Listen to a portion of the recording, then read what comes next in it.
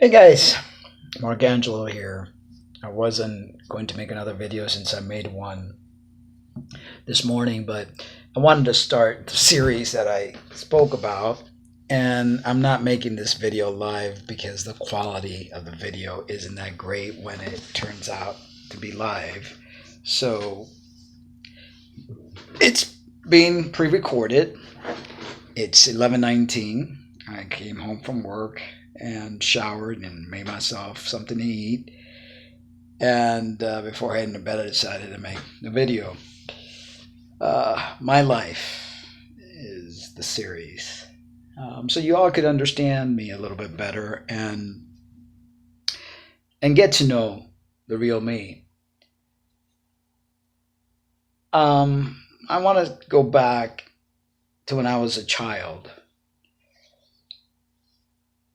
My mother was miscarrying every attempt to get pregnant, and they gave her some form of anti-miscarriage drug that had some form of progesterone, something or another that was allowed her to conceive. Obviously, here I am, but it created what we called progesterone-induced virilization, and which means that it's a type of intersex condition, or I hate using the word condition, but status, whatever. I always had a deeper voice than normal. I'm trying to get the right angle here, without chopping my head. I had what typically is called the little chest trail, meaning I had like little things of hair heading from my privates all the way up to my belly button. My clitoris was not your typical clitoris. It was like a little micro penis, and I started noticing that I was different from the other girls that I was with when I started looking at theirs and looked at mine and saw that mine looked like a little penis and it moved. I can make it do tricks. I know, TMI, right? I from the time I was little, and I think I mentioned this in the last video, all my aunts would tell my mom, please be careful, she's going to be a lesbian, because I was very masculine, and my mother wouldn't have it. She did not want to have what they call a marimacha, little butchy daughter, so she overly emphasized the dresses. I mean, she would have dresses tailored just for me. This was in Havana, Cuba. And the more she fought me, the more I wanted to be me. Whatever me was. Because, to me, labels are so unnecessary. Extremely unnecessary. I had a pretty tough childhood because of my character. As you know, back then, it was not okay to be lesbian. And I think that's one of the reasons, I grew up with that type of shame. First, because my mother made me feel that shame. And second, because society made me feel that shame. So I often pretended to be a boy. That was my pretend state. And as I grew up to be a teenager, I would cut my hair. I wouldn't shave my legs, which my mom hated. I got a massive, backlash for that. And I just, I would buy male clothing. And I looked like a young man. When the time I was like 17 or 18, I used to get surd all the time. And then I went through a stage because the beating, verbal abuse of my mom and everybody else was so deep core that I wanted to be accepted and I wanted to be loved. I have this shirt backwards, I just noticed. So, my mom kept saying, you can do whatever, but in front of people, you can't act this way. So I proceeded to try to femme it up. I let my hair grow. I I started wearing makeup. I started being a little more feminine just to fit in. But deep down inside, that's not where I felt most comfortable. I learned, and I think anybody could learn just about anything. You could learn to hang long enough, and get used to it. Um, I learned to appreciate that side of me because it got me a lot of attention, you know. Um, I even had men that used to like really hit on me, no matter what, whether I was in a butchy state or not. They would always be enamored by my smile, my beautiful long curly hair, and I didn't get it, but somehow, some way, they thought that I was beautiful and attractive, and but I didn't like that attention. I didn't like the attention that I got from men, and it felt dirty. And one of the reasons it felt dirty is because I was sexually molested from the time that I was 8 years old to the time I was 12. You know, no child should ever have to endure that, and I didn't want to squeal on the person that was doing this because they were very good friends to the family, and he was constantly bribing me, and he would tell me that it was okay for him to be doing what he was doing, but I couldn't tell anyone. And as a impressionable child, you learn to, and you don't want to get anybody in trouble. That was my mentality. Finally, when I got to be the age of 12, I made him stop. I was like, no, no more. But that obviously developed a lot of insecurities, a lot of issues, and a lot of mistrust with men.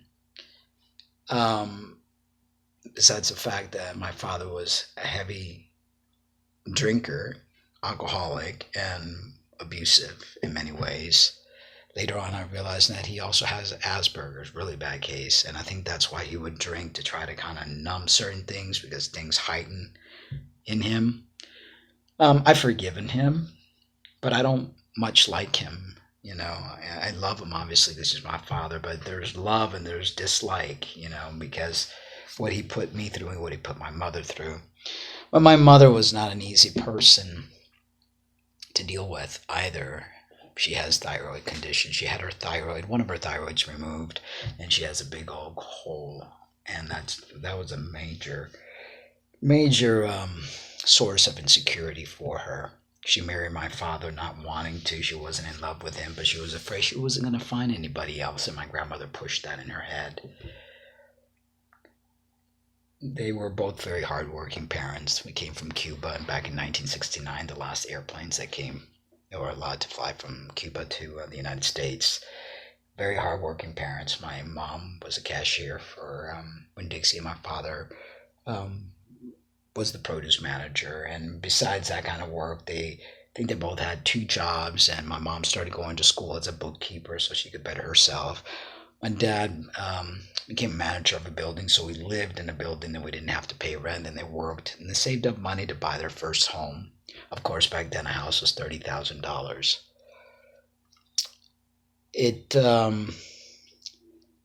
The relationship between my mom and my father became worse. My father became more of a heavier drinker than ever. He'd come home, break things. I remember as a kid I would hide because it was so fearful for me.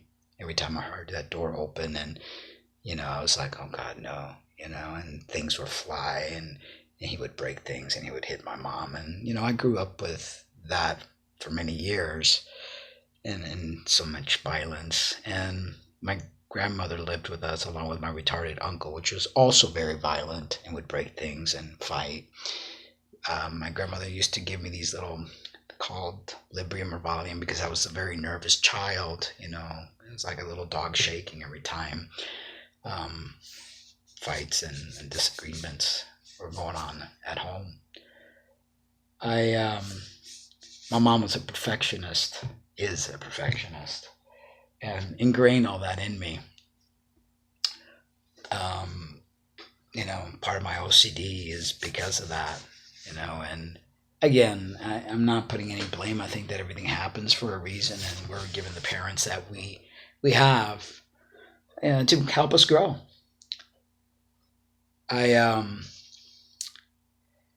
I think very few people make peace with their childhood and their traumas, and they try to hide it, and they don't realize that a lot of our adult behavior stems from childhood. Trauma to a child is way bigger than most people could ever imagine.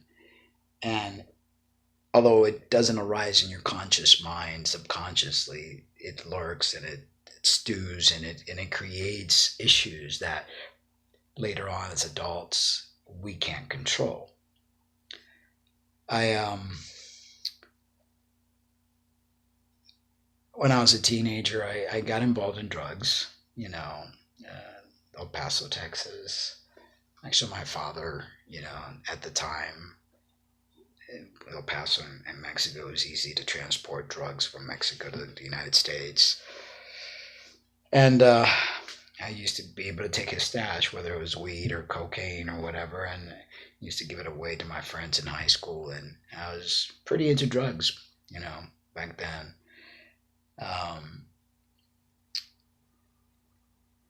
it was, I became addicted to crack at one point. And, it was a way of me numbing myself, I guess, between the sexual abuse, between the upbringing, between my own neurological impairment, which shows itself as OCD and Asperger. It's very difficult for me to give eye contact to people. It's very difficult for me, or was. I've taught myself how to. I I was able to stop the crack cocaine without going to rehab, and the reason I did that was one day I looked at myself in the mirror and I didn't like what I saw, and that one particular night I thought I was going to die of a heart attack, and I told myself, actually I prayed to God, if I survived that night, that I would not ever touch another rock of crack cocaine again. Next morning I woke up, I was alive. That was the end of my crack cocaine habit, and I was like 24 years old. I I was with another female at the time. Mariola was her name, Latin girl. We were together for 4 or 5 years. Both of us, we hit the pipe. And the next morning, I told her, I said, I'm not doing this anymore. I can't. Her and I had our own painting company. She was a Cuban hardworking girl. And besides that, I was waitressing in Miami Beach. And I told her, I'm not doing this anymore. And if you decide to do it, you and I aren't together because I can't be around it. It's going to be hard for me to say no to this, but I don't want to do it. So if you decide you want to do it, then, we each go our separate ways. So she lied to me. Said, no, I'm not going to do it. Well, I came home from work early that evening and caught her on the pipe. I said, oh, you didn't believe when I said that.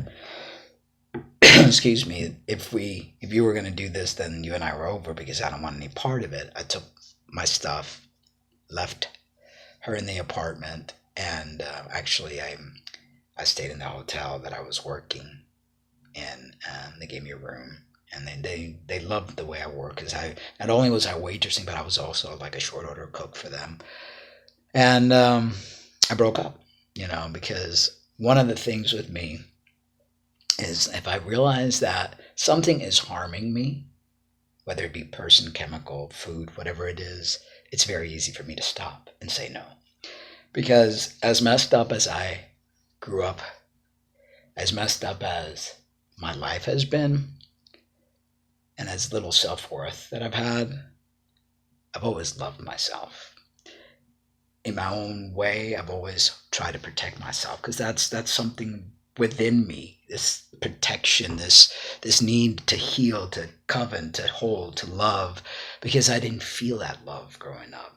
So it's just like something that I learned to love myself because I didn't feel that love from my mother. I didn't feel that love from my father. I felt it from my grandmother, but my grandmother was, it's Hispanic, really stoic woman. Things had to be a certain way. So I learned to soothe myself. I would rock in a rocking chair. That was my thing. And I would sing and rock in the rocking chair. And to this day, the motion of rocking is very, extremely soothing.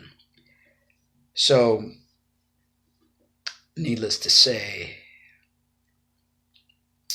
I split up from that relationship. I stopped the crack addiction.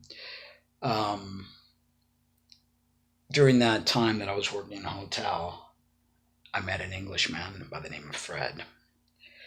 And to make a long story short, he proposed to me. He was staying in the hotel when I was waitressing, and he just kind of was in awe with me and proposed and wanted to take me to England.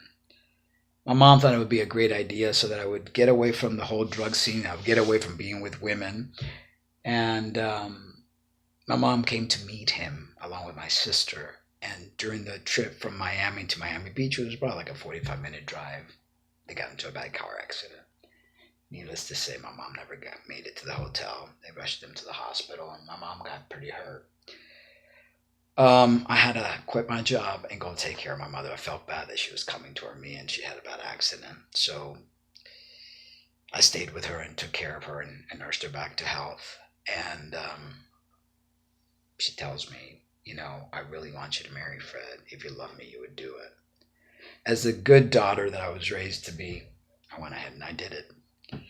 And I married an Englishman, which the marriage was not consummated because I couldn't go to bed with him. And long story short, I stayed in England for 2 years, obviously not living with my so-called husband at the time because I wouldn't go to bed with him, so he wouldn't feed me. So I had to find my way in England, found a job, started working for Warburg Stock Exchange as a security guard, got my own apartment, lived it for 2 years, brought my mother to England before I headed back. I wasn't a citizen yet. I had a re-entry permit that was about to expire. And she got to see Paris, Ireland. I mean, I took her all over the place in Europe and paid for it because I was making good money. I mean, I've always been such a worker and a saver, Long story short, returned to the United States. I had a girlfriend, my boss from the Warburg Stock Exchange, Mari DeLacy, which, funny enough, in one of my dreams, I mentioned her, and I was with somebody who said I was dreaming, and I said the name Mari, and it's not Mary. Mari is a very different name.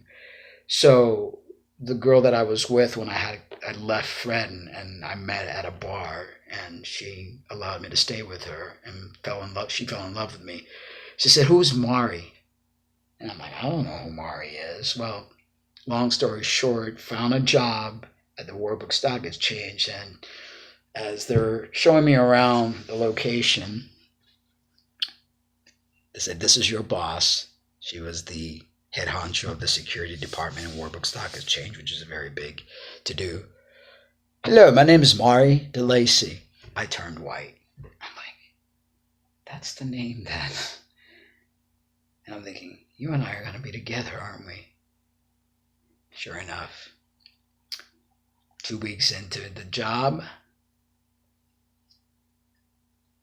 my boss and I were together. We moved in together after not long, and actually when I left England, I brought her with me to Florida. My life is a book. My life is a book. I mean, I don't even know where I'm heading with all of this storytelling, but it just kind of gives you a little more information about. I mean, I think I'm going to stop right there with Mari DeLacy. And actually, there's stuff that I've missed. Like my first intimate relationship was with our maid when we lived in El Paso, Texas, and my dad was a drug lord. We had a maid, Lupita. I was 13, she was 18. She was my first. And I experimented with her, and we were together for a bit till, I outgrew her, I guess. I've always had problems trying to keep relationships, and I think one of the reasons is because I have, number one, I think having been grown up with, a heavy-handed, abusive father, an abusive mother, verbally She was frustrated, and her frustration led her to do the many things that she did. She was not in love with my father, and she was looking for love in all the wrong places, being married. So I didn't have a good, what's the word? Good image of wholesomeness from either my parents. And so, in the quest of trying to find the perfect relationship, I've had many failed relationships. Am I proud of that? No, I'm not. But it's like I'm trying to find the one. I'm really trying to find the one. And is the one even out there? I thought Lena was, the one, but that obviously proved to be false. Um, it's it's taunting because I give 150% of me and I expect 150% in return. And when I don't get that, when I don't feel that the person is really worthy of my love, then I pull away. Perfect example of that was my 11-year marriage with Violet. Wonderful woman. I think one of the best women that I've ever been with. But I was not in love with Violet. I loved Violet. And we made a great couple. She was by my side from word go with all the advocating that I did. Strong soldier, wonderful, wonderful human being. And to this day, I regret breaking up with her because, I find that there's no such thing as a perfect love. And if you find someone in your life that you could ride this ride with, that supports you, loves you.